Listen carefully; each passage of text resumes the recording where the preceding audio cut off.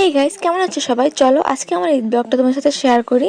আর প্রথমেই দেখাই দিচ্ছি আমার মেহেদিটা। আমার মতো এত খারাপ করে মনে হয় আর কেউ মেহেদি দেয় নাই। সবাই হয়তো ডিজাইনার দিয়ে বা নিজেদের আরও অনেক ভালো করে মেহেদি দেয়। যেহেতু ঈদের দিন একটু মিষ্টি মুখ করে নিলাম, প্রথমেই ফার্স্টে একটু সেমাই খেয়ে নিলাম। এটা হচ্ছে আমার মায়ের হাতে বানানো সেমাই। খাওয়া দাওয়া শেষ করে এখন আমার মেয়েকে রেডি করাতে আসলাম। ওরা বাচ্চা, ওদেরকে আগে সাজাতে হবে, ওদেরকে আগে রেডি করতে হবে। কেন যে বড় হলাম, ছোটবেলা একদম সকালবেলা রেডি হতাম, ভালো লাগতো। কিন্তু বড় হওয়ার পর সকাল সকাল জামা পরতে একদমই মনে যাচ্ছে না। আমার মেয়ের জুয়েলারিগুলো তোমাদের কাছে কেমন লাগছে? ওর ড্রেসের সাথে ম্যাচিং করে সব কিছুই নেওয়ার ট্রাই করছি। আর আমার মেয়েকে দেখে, আমার মেয়ের জুয়েলারিগুলো দেখে কিন্তু মাশাআল্লাহ বলতে একদমই ভুলবে না। এই যে ওর ফাইনাল লুক।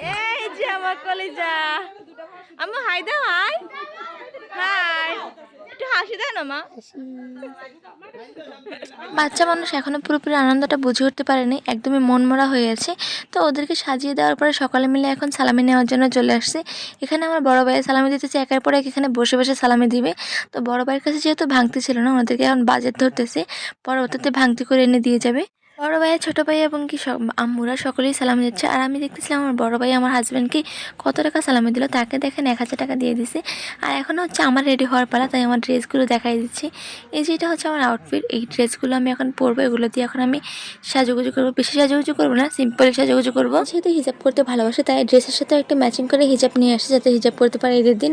আর এই যে এটা হচ্ছে আমার ফাইনাল লুক, কেমন লাগছে অবশ্যই জানাবে আমাকে। এটা হচ্ছে আমার ঈদের ফার্স্ট ড্রেস, এটা হচ্ছে বুটিক্সের একটা ড্রেস। ড্রেসটা কেমন হয়েছে তাও আমাকে জানিয়ে দিও তোমরা।